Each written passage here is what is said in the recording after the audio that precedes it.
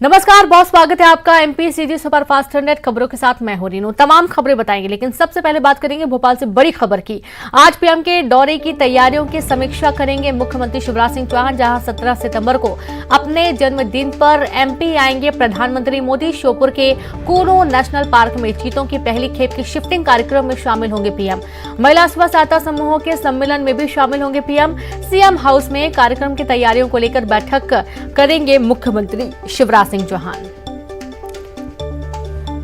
तो खबर भोपाल से है, जहां पर आज पीएम के दौरे की तैयारियों की समीक्षा मुख्यमंत्री करने वाले हैं। 17 सितंबर को अपने जन्मदिन पर एमपी आने वाले हैं प्रधानमंत्री मोदी और श्योपुर के कूनो नेशनल पार्क में चीतों की पहली खेप की शिफ्टिंग कार्यक्रम में शामिल होंगे पीएम। महिला स्व सहायता समूहों के सम्मेलन में भी शामिल होंगे प्रधानमंत्री। सीएम हाउस में कार्यक्रम की तैयारियों को लेकर आज महत्वपूर्ण बैठक मुख्यमंत्री करने वाले हैं।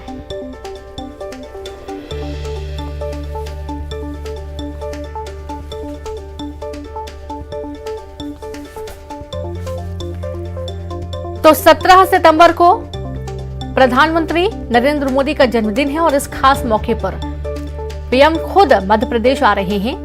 और ज्यादा जानकारी के साथ संवाददाता अनुराग लाइव जुड़ गए। अनुराग, देखा जा रहा है कि पीएम का दौरा है और सबसे खास बात यह है कि प्रधानमंत्री अपने जन्मदिन के इस खास मौके पर एमपी आने वाले हैं और इसकी तमाम तैयारियों की आज बैठक प्रमुख होने वाली है।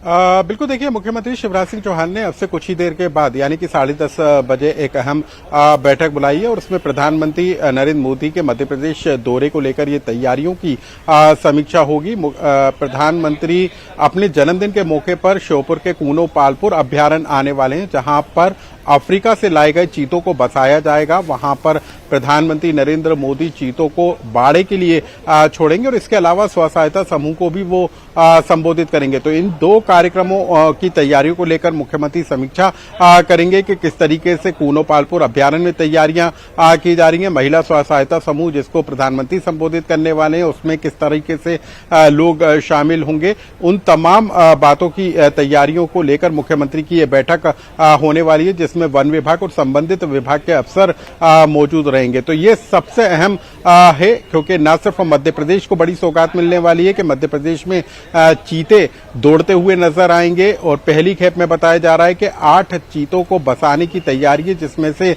5 मेल और 3 फीमेल होंगी। और इन 8 चीतों को बसाने के साथ ही प्रधानमंत्री नरेंद्र मोदी के जन्मदिन पर आयोजित कार्यक्रम दोनों ही महत्वपूर्ण है और इन्हीं की तैयारियों को लेकर ये मुख्यमंत्री की बैठक होने वाली है। जी बिल्कुल अनुराग, बहुत शुक्रिया। आप लगातार जुड़े रहे, आगे भी आपसे जानकारी लेंगे। तो इस तरीके से महत्वपूर्ण बैठक कुछ ही देर बाद शुरू हो जाएगी। तो वहीं प्रधानमंत्री नरेंद्र मोदी की 17 सितंबर को श्योपुर दौरे की तैयारियां जोरों शोरों से शुरू कर दी गई हैं। पीएम का काफिला यहां से जहां से गुजरेगा, उन जगहों को सुंदर बनाने का काम शुरू कर दिया गया है। जिला प्रशासन से लेकर पुलिस महकमा तक पीएम के स्वागत की तैयारियों में जोर शोर से जुटा हुआ है। 17 सितंबर को प्रधानमंत्री नरेंद्र मोदी अपने जन्मदिन पर अफ्रीकन चीते को लाएंगे, जिन्हें कूनो पालपुर अभ्यारण्य में शिफ्ट किया जाएगा। इस दिन प्रधानमंत्री देश में चीता परियोजना का शुभारंभ करेंगे। तो वहीं प्रधानमंत्री का श्योपुर आने का कार्यक्रम तय हो गया है। प्रधानमंत्री विशेष विमान से पहले ग्वालियर आएंगे और इसके बाद वे वायुसेना के हेलीकॉप्टर से कूनो में बनाए गए हेलीपैड पर उतरेंगे। कूनो प्रबंधन ने अंदर और बाहर मिलाकर 10 हेलीपैड तैयार कराए हैं। पीएम के दौरे को देखते हुए जिले के सभी अधिकारियों कर्मचारियों के अवकाश पर 18 सितंबर तक रोक लगा दी गई है। एशियाई शेरों के दूसरे घर के रूप में विकसित किए गए कूनो पालपुर अभ्यारण्य में अब आगामी 17 तारीख को चीते लाए जाएंगे।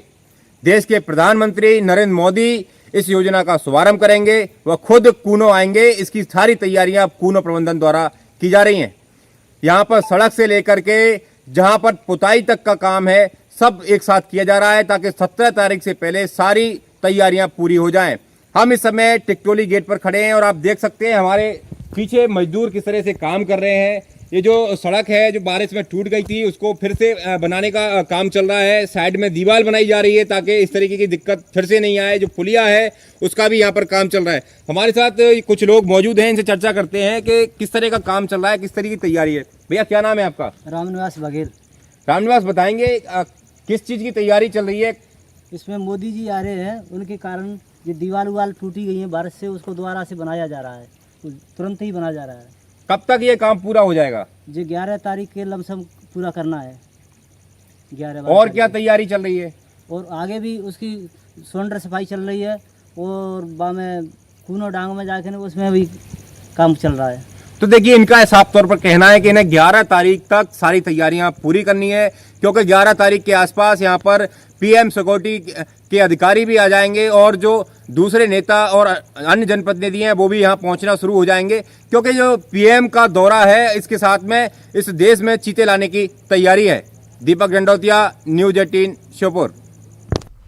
और भोपाल से बड़ी खबर है, जहां पर एमपी कांग्रेस का कमजोर सीटों के लिए प्लान। 70 कमजोर सीटों पर महिला कांग्रेस को सौंपी गई कमान। हारने वाली सीटों पर कांग्रेस का बड़ा प्लान। लगातार पराजय वाली सीटों पर महिला कांग्रेस को कमान दी गई है, तो वहीं हारी सीटों पर घर घर जाकर मतदाताओं से संपर्क होगा। अगले 3 महीने में पार्टी करेगी ऐलान। कमजोर सीटों पर उम्मीदवार के नाम का होगा ऐलान। रहेली, नरियावली, सागर, बीना, गुना, शिवपुरी, दतिया, महू, इंदौर 2, इंदौर 4, इंदौर 5, बिजावर, चांदला, पथरिया, हटा, सिरमौर समेत 70 सीटों पर महिला कांग्रेस को जिम्मेदारी सौंपी गई है।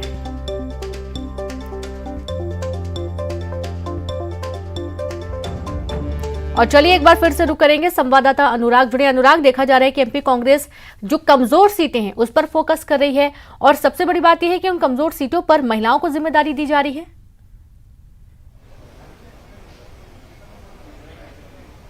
बिल्कुल, देखिए प्रदेश में ऐसी तकरीबन 70 सीटें हैं जहां पर लगातार कांग्रेस को हार का सामना करना पड़ रहा है। कई सीट पर बीजेपी 5 बार तो कई जगह पर 7 बार लगातार जीत दर्ज करती आ रही है, और ये ही सीटों को कांग्रेस ने अब चुनौती मान लिया, और महिला कांग्रेस को इस बात की जिम्मेदारी दी गई है कि वो ऐसी कमजोर सीटों पर कांग्रेस को मजबूत करने का काम करें। कांग्रेस के कार्यकर्ता घर घर पर दस्तक देकर वहां पर कांग्रेस के संगठन को मजबूत बनाने का काम करेंगे, और साथ ही ऐसी सीटों पर क्या महिला चेहरों के सहारे कांग्रेस पार्टी उतर सकती है, इन तमाम बातों को लेकर फीडबैक भी कांग्रेस कमेटी को सौंपा जाएगा। पार्टी ने यह भी तय किया है कि जहां पर कांग्रेस को लगातार हार का सामना करना पड़ रहा है, वहां पर 1 साल पहले यानी कि चुनाव के ठीक 1 साल पहले ही उम्मीदवारों के नाम तय कर लिए जाएंगे। तो तय समय से पहले उम्मीदवारों के नाम के ऐलान के साथ ही कांग्रेस पार्टी की कोशिश है कि ऐसी सीटों पर खुद को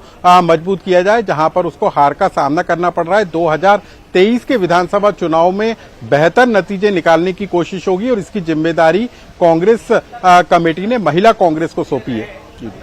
जी बिल्कुल, महिला कांग्रेस को सौंपी, और देखा यह भी गया है कि कहीं ना कहीं ये एक तरीके से महिलाओं को सौंपा जाना है। इसका मतलब ये भी है कि महिला शक्ति को बढ़ावा देना, और एक मानसिक तौर पर भी लोग अटैच होते हैं कि महिलाएं आई हुई हैं, और महिलाओं से जब बातचीत होती है तो जाहिर सी बात है इसका एक अलग असर पड़ता है। बहुत ज़्यादा सोच समझकर पार्टी ने कदम उठाया है। और दूसरी बात ये भी है कि जो कमज़ोर सीटें जहां पर बीजेपी का दबदबा है, क्या लगता है कि महिलाओं के मैदान में उतारने के बाद कितना इम्पैक्ट नजर आएगा? अनुराग,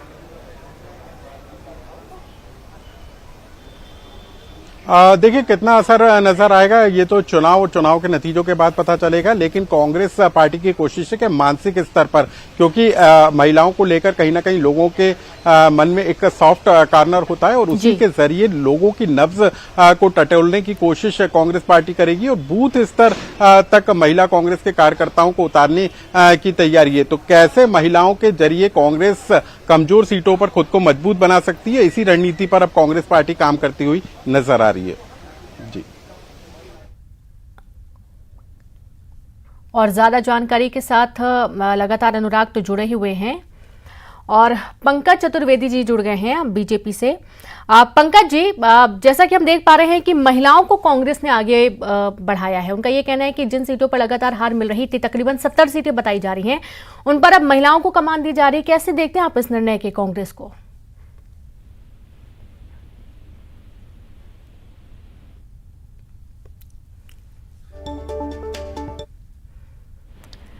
पंकज जी, आपको मेरी आवाज आ रही है? आप सुन पा रहे हैं क्या?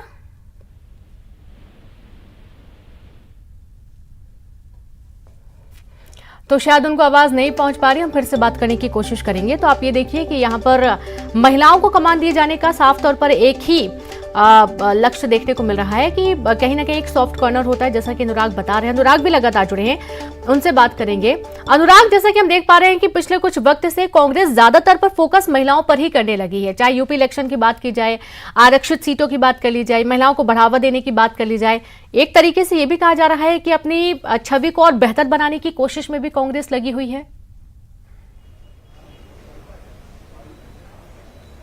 बिल्कुल, देखिए उत्तर प्रदेश के चुनाव में भी प्रियंका गांधी ने लड़की हूं, लड़ सकती हूं जैसा स्लोगन दिया था और उसके बहाने कांग्रेस को मजबूत बनाने का काम किया था। हालांकि यूपी चुनाव में कांग्रेस का ये फार्मूला सफल साबित नहीं हुआ, लेकिन मध्य प्रदेश में कैसे महिला कांग्रेस के जरिए कांग्रेस खुद को मजबूत कर सकती है, इसकी कवायद पार्टी करती हुई नजर आ रही है। हाल ही में विभा पटेल को प्रदेश महिला कांग्रेस की जिम्मेदारी सौंपी है। हालांकि भोपाल नगर निगम में महापौर पद का चुनाव वो हार गई थी, लेकिन उनको ये जिम्मेदारी दी गई है कि मध्य प्रदेश में महिलाओं की एक फौज तैयार की जाए, क्योंकि प्रदेश की यदि आधी आबादी को कांग्रेस साथ देती है तो निश्चित तौर पर कांग्रेस के लिए एक बेहतर नतीजे 2023 में निकलकर आ सकते हैं। तो इन्हीं तमाम रणनीति पर प्रदेश कांग्रेस अध्यक्ष कमलनाथ काम करते हुए नजर आ रहे हैं और एक महत्वपूर्ण जिम्मेदारी महिला कांग्रेस को सौंपी गई है। जी बिल्कुल बिल्कुल, कमलनाथ जी का पूरा फोकस इस वक्त एमपी में देखा जा रहा है और भारत जोड़ो यात्रा जो चलाई जा रही है उसमें जरूर वे शामिल नहीं हो पा रहे हैं।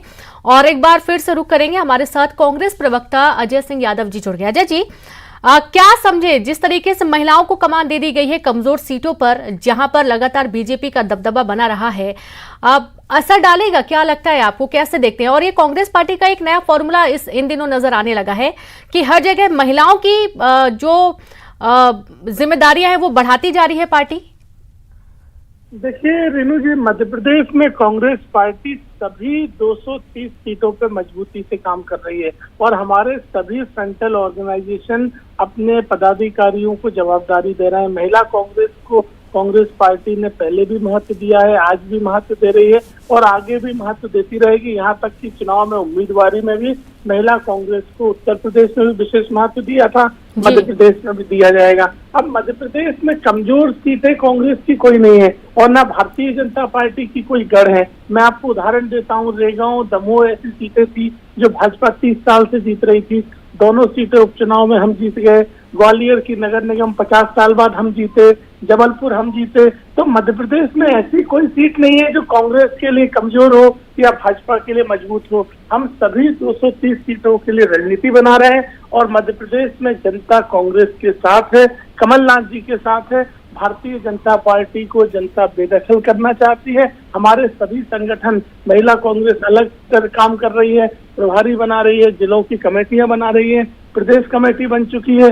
उसी तरह NSUI, यूथ कांग्रेस, पिछड़ा वर्ग कांग्रेस, सभी संगठन काम कर रहे हैं। मध्य प्रदेश में मजबूती के साथ कांग्रेस की वापसी तय है। जी, कांग्रेस की वापसी तो तय है, लेकिन एक सवाल फिर बार बार ये भी उठता है, क्योंकि बीजेपी बार बार एक सवाल उठा रही है कि कमलनाथ जी एमपी पर तो बहुत फोकस कर रहे हैं, तमाम सीटों की बात भी की जा रही है और ये भी कहा जा रहा है कि कमजोर सीटों पर उम्मीदवारों के नामों का ऐलान भी जल्द ही कर दिया जाएगा।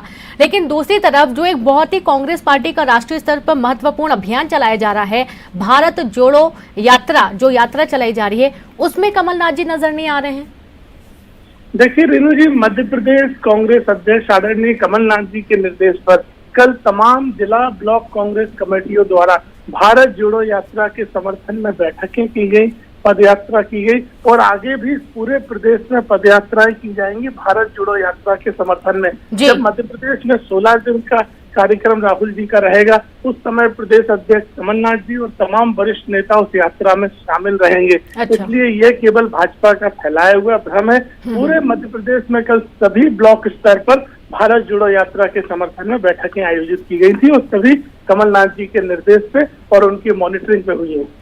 जी बिल्कुल, बहुत शुक्रिया आपका अजय जी, हमसे जुड़ने के लिए, तमाम बातचीत साझा करने के लिए। और आप ये देखिए कि महिलाओं को जो जिम्मेदारी दी गई है, महिलाओं का महत्व से कांग्रेस पार्टी में नजर आता है, यही कहना है अजय सिंह जी का। और भोपाल से अगली बड़ी खबर है, जहां भोपाल में पकड़े गए जेएमबी के 6 आतंकियों के खिलाफ चार्जशीट पेश। एनआईए ने चार्जशीट की पेश। सभी टेररिस्ट मध्य प्रदेश में युवाओं को जिहाद के खिलाफ भड़का रहे थे, शरिया कानून को लागू करने के लिए हिंसा भड़काने का काम कर रहे थे। 3 बांग्लादेश के आतंकवादी हैं जो भारत में अवैध रूप से घुसपैठ करके भोपाल में रह रहे थे। सभी आतंकवादियों के खिलाफ यूएपी एक्ट के तहत कार्रवाई करते हुए चार्जशीट जिला कोर्ट में दाखिल की गई है। और संवाददाता मनोज राठौर जुड़ गए। मनोज, भोपाल में पकड़े गए जेएमबी के 6 आतंकवादियों के खिलाफ चार्जशीट पेश कर दी गई है। जी बिल्कुल, क्योंकि सबसे पहले मध्य प्रदेश पुलिस की एटीएस की टीम ने जो है भोपाल के ऐशबाग थाना क्षेत्र से जेएमबी जमात मुजाहिदीन बांग्लादेश के आतंकियों को गिरफ्तार करने का काम किया था, क्योंकि मामला अंतर्राष्ट्रीय था। बांग्लादेश से सीधे कनेक्शन इसके जुड़ रहे थे, घुसपैठ का ये पूरा मामला था। तो एनआईए ने इस पूरे मामले को अपने हाथ में लिया और एफआईआर दर्ज करके आगे की कार्रवाई करते हुए कई जेएमबी के आतंकी और उनका सहयोग करने वाले आरोपियों को गिरफ्तार किया। फिलहाल इस पूरे मामले में एक चार्जशीट भोपाल जिला कोर्ट की स्पेशल कोर्ट में जो है पेश की गई है और 6 आतंकियों के खिलाफ बताया जा रहा है कि चार्जशीट में एनआईए ने माना है कि मध्य प्रदेश के युवाओं को जिहाद के नाम पे भड़काने का काम ये सभी टेररिस्ट कर रहे थे। इसके अलावा शरिया कानून लागू करने के लिए हिंसा भड़काने का काम भी कर रहे थे और ये मध्य प्रदेश ही नहीं बल्कि देश में इसका पूरा एक नेटवर्क है। इसके स्लीपर सेल इसी तरीके से युवाओं को भड़काने का काम कर रहे थे। 3 बांग्लादेश के आतंकी जो भारत में अवैध रूप से उन्होंने घुसपैठ करके भोपाल में वो लंबे समय से ऐशबाग थाना क्षेत्र में रह रहे थे। इसके अलावा इन आतंकियों की पूरी चार्जशीट में इस बात का भी जिक्र किया गया है कि किस तरीके से अवैध रूप से भारत में एंट्री करने के बाद इन आतंकियों ने मध्य प्रदेश ही नहीं बल्कि देश भर में अपनी स्लीपर सेल को जो है वो फैलाने का काम किया है। तो फिलहाल इन 6 आतंकियों के खिलाफ अभी चार्जशीट पेश की गई। अभी और आतंकी एनआईए की रडार पे, क्योंकि भोपाल में मुख्यालय जो है एनआईए का एक दफ्तर जो है खोला गया है, जहाँ पे लगातार जेएमबी नहीं बल्कि मध्य प्रदेश में जिस तरीके से आतंकियों का नेटवर्क बढ़ रहा है, संदिग्ध गतिविधियां नजर आ रही है, तो ऐसे में अब उस एंगल पे भी लगातार एनआईए की टीम की जांच जारी है। लेकिन जिस तरीके से जेएमबी के नेटवर्क का पता चला था, तो उस पूरे मामले में अभी भी कई गिरफ्तारी होना बाकी है। बहुत शुक्रिया आपका मनोज तमाम जानकारी के लिए। तो अभी भी कई गिरफ्तारियां होना बाकी है, लेकिन आज जो चार्जशीट पेश करने वाली है टीम एनआईए, देखना होगा कि इसके बाद और क्या कुछ फैसले लिए जाते हैं। इसी के साथ इस बुलेटिन में इतना ही। नमस्कार।